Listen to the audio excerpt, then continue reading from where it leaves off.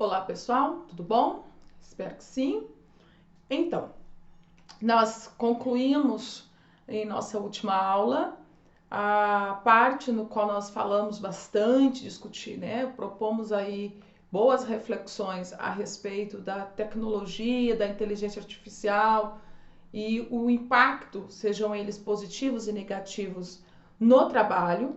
E nós agora vamos começar a discutir talvez uma das situações mais urgentes a se falar no campo do mercado de trabalho, que tem um impacto tão qual tem o emprego de novas tecnologias, que são as questões de gênero.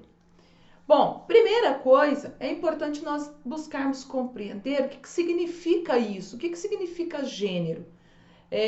Quando nós estudamos lá na língua portuguesa, por exemplo, existem os gêneros literários, né? E como diz, como que nós empregamos essa palavra, essa terminologia nas questões sociais.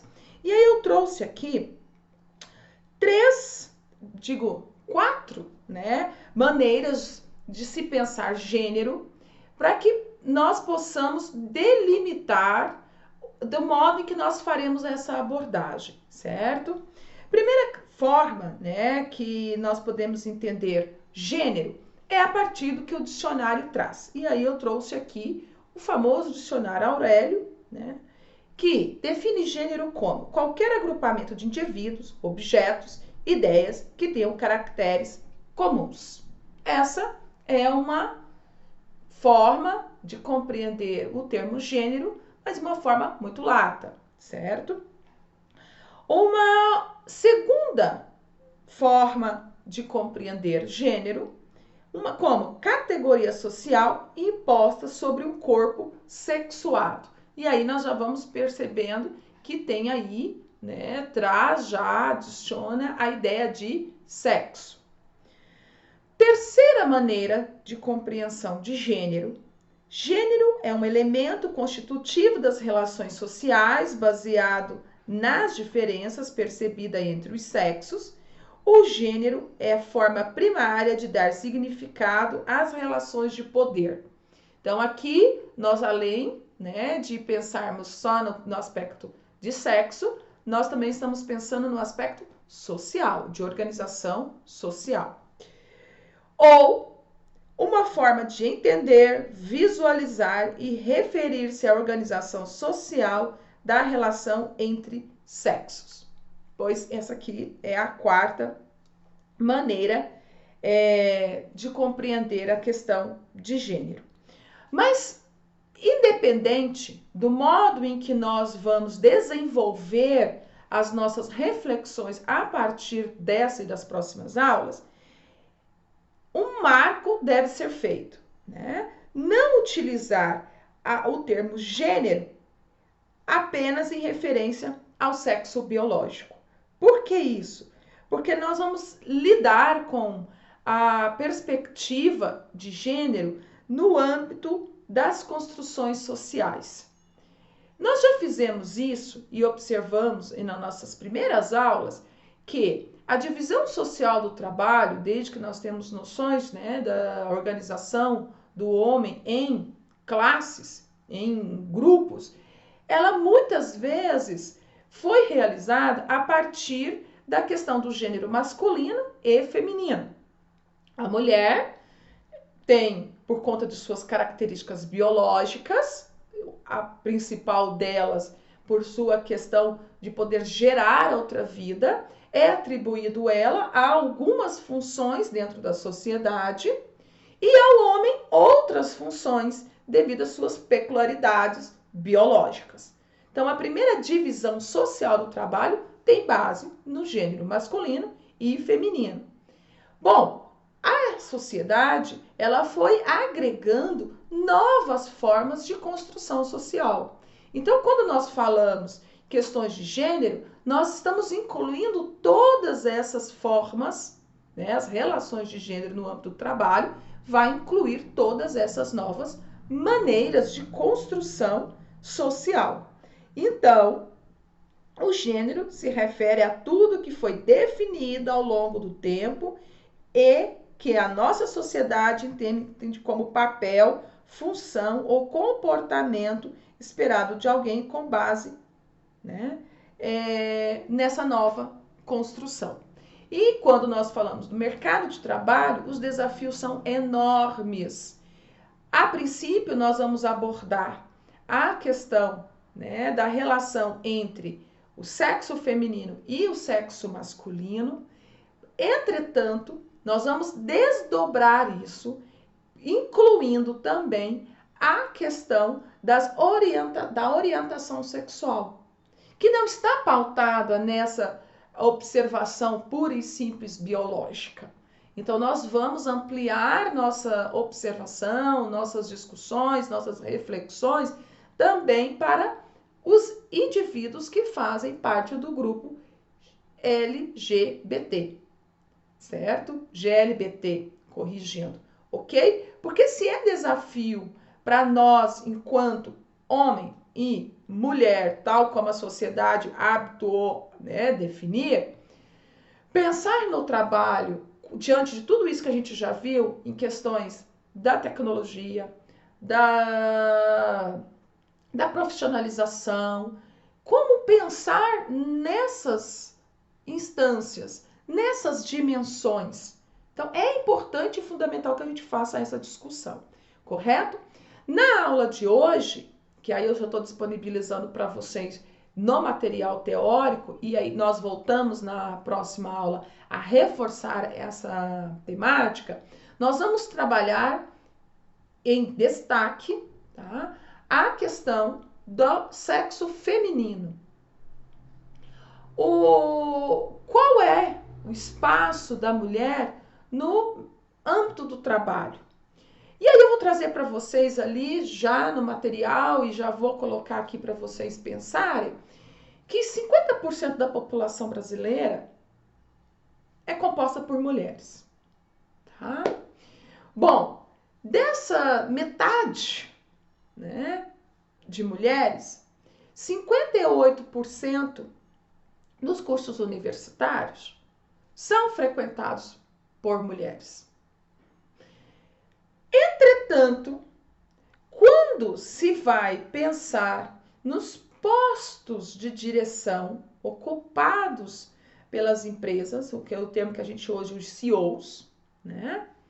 Esse número cai de uma maneira espantosa.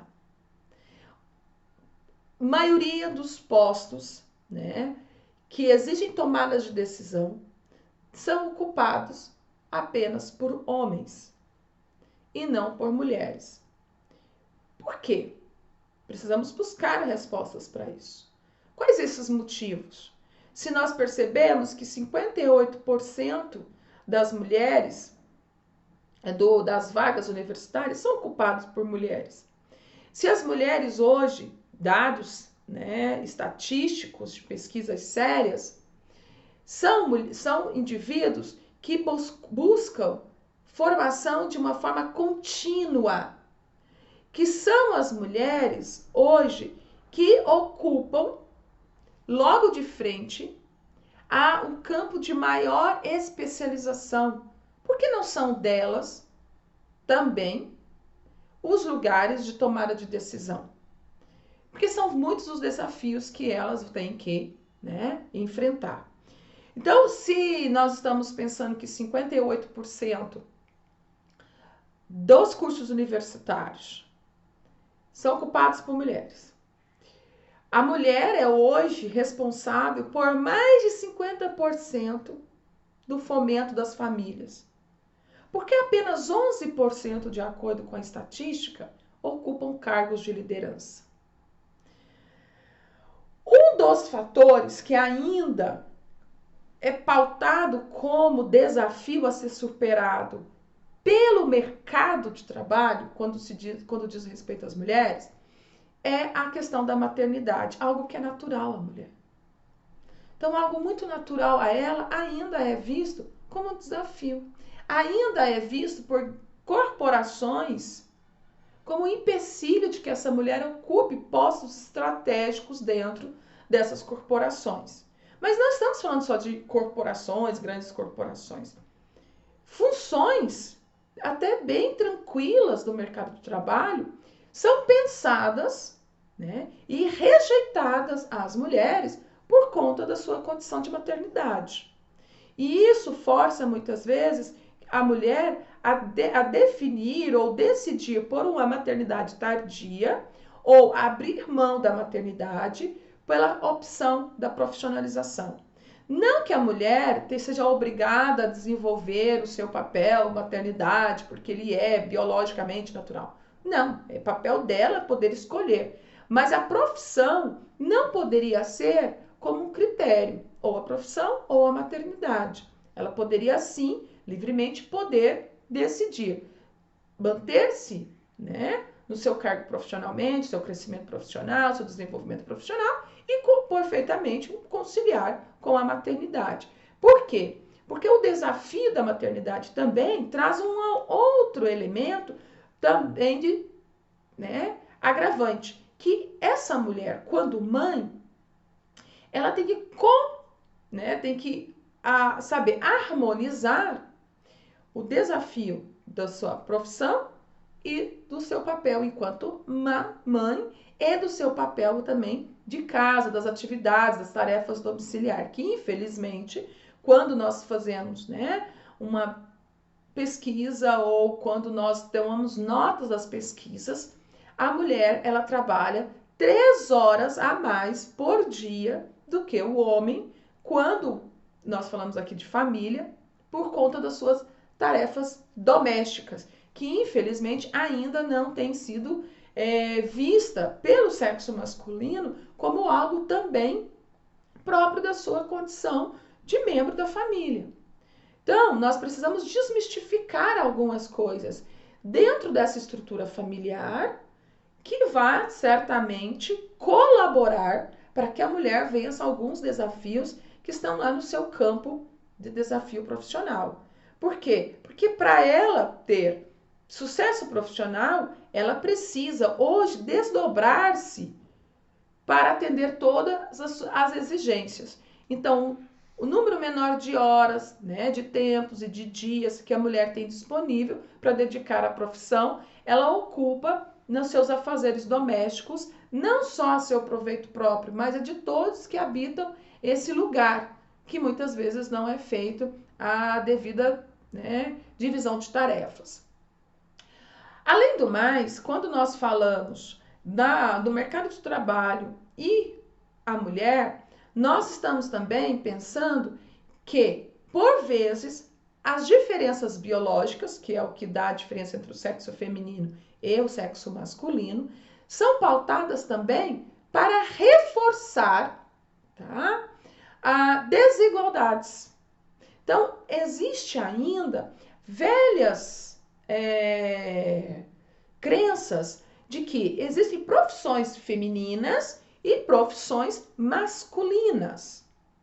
Profissões que, por vezes, são consideradas femininas dentro do contexto da família, mas que, quando profissionalizadas, são consideradas relevantes ao sexo masculino. A ideia, por exemplo, do mestre de cozinha, né, dos chefes de cozinha, da gastronomia. É impressionante quando nós vemos que são poucas as mulheres que conseguem se destacarem nessa área. Devemos fazer a pergunta, por quê? Por quê? Em grande parte, famosos os chefes e não as chefes de cozinha. Porque nós vamos identificar aí, infelizmente, um estudo mais apurado, que a divisão sexual, né, pautada na questão, né, biológica aí, ela reforça uma desigualdade social e de gênero quando se fala dessas relações. Outra situação também desafiadora é a paridade de salários. Em 1951, a partir do movimento feminista, que surge já ali, né, finalzinho do século, final do século XIX, mas reforça-se no todo o século XX, e vai acontecendo uma série de mudanças ao longo do século XX e o século XXI provavelmente, né, fará-se necessário também que se mantenha, porque as diferenças estão aí.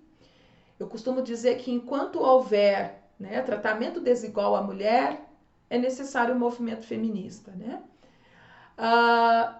O que acontece? Já em 1951, foi determinado que não houvesse diferenças salariais pautadas no gênero. Ok, isso também foi estabelecido por lei, a OIT, Organização Internacional do Trabalho, mas que nós vimos que essa foi uma decisão puramente de papel, puramente burocrático, que na prática isso é ainda muito constante dentro do ambiente de trabalho. Né? Desafio vocês a pensar o ambiente no qual vocês trabalham e identificar se isso ocorre ou não. Alguns vão dizer assim, professora, mas no ambiente público isso não ocorre. Ocorre. Tá? De estranhar, mas ocorre. Ocorre a partir tanto também dessa obrigação da dupla ou tripla jornada que a mulher tem, pouco tempo que ela tem para, né, se destacar ou reservar para sua formação. Então, a progressão de carreira da mulher na iniciativa pública, por vezes, é mais lenta do que a dos homens, por conta do tempo em que ela pode se dedicar à sua formação para a progressão de carreira. Começa por aí. E outros pares, né? Dentro também das organizações públicas, cargos de chefia são, infelizmente, muito pouco ocupados pelo gênero feminino, tá? Por mulheres.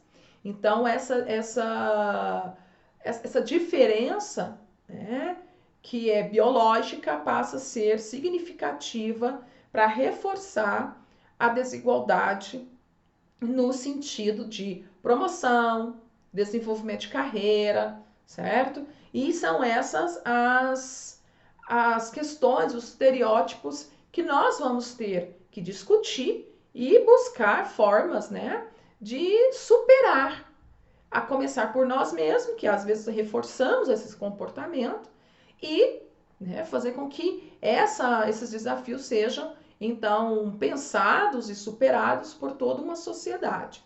Então, a partir daí, né, dessa primeira aula, que está fomentado na questão das relações entre o sexo feminino e o sexo masculino, né, de uma forma prosaica, né, de definir, nós vamos também desdobrar essas discussões. Se para a mulher já são desafios que ainda não foram superados e que comprometem ao final de um mês, né, o seu salário, a sua condição de vida, a sua posição social e tantos outros, né, de desafios que nós temos. Nós temos o desafio estético, o que se espera de uma mulher no mercado de trabalho. Algumas, muitas vezes, essa questão de um padrão estético também pesa sobre essa mulher, ou ela ter que mudar a sua, né, condição de se pôr, uma roupa que ela não pode usar porque não é adequada àquela política da empresa, porque é um sexo feminino, não pode mostrar essa ou não aquela parte do corpo. Então, tudo aí, né, colabora com esses desafios. Nós também vamos incluir, e isso vai vir também em uma das nossas aulas, a questão da mulher negra, que é um desafio a mais na sociedade e é um desafio a mais quando se pensa no mercado de trabalho. Porque se a mulher, né, que corresponde aos padrões, né, de sugestão da sociedade, já enfrenta determinados desafios, quando se fala de paridade salarial, processo de seleção, promoção, desenvolvimento de carreira, em certa medida, ela é inclusa em outras situações. Mas a mulher negra ainda há o desafio de ter que romper estereótipos pela cor da pele. Pela sua cor da pele, infelizmente, né, a distingue das outras mulheres. Então, essas serão pautas das nossas próximas aulas, que acrescidas também, né, às questões que orientam os indivíduos que compõem o grupo do GLBT, tá certo? Espero que vocês, assim como eu, desfrute desse conhecimento, né, e promova reflexões tão necessárias a ponto de que nós possamos juntos superar os desafios comuns no âmbito do trabalho, das relações de trabalho, mas também colaborar para a superação de desafios que nos são, às vezes, né, desconhecidos, incomuns, porque todos nós temos uma condição comum, somos trabalhadores e precisamos ser reconhecidos como tais, ok? Aproveite bem a aula de hoje, faça uso do material que está disponível lá e estamos à disposição para atendê-los, né? Comentários, dúvidas, postem lá no nosso ambiente virtual. Abraços para todos vocês.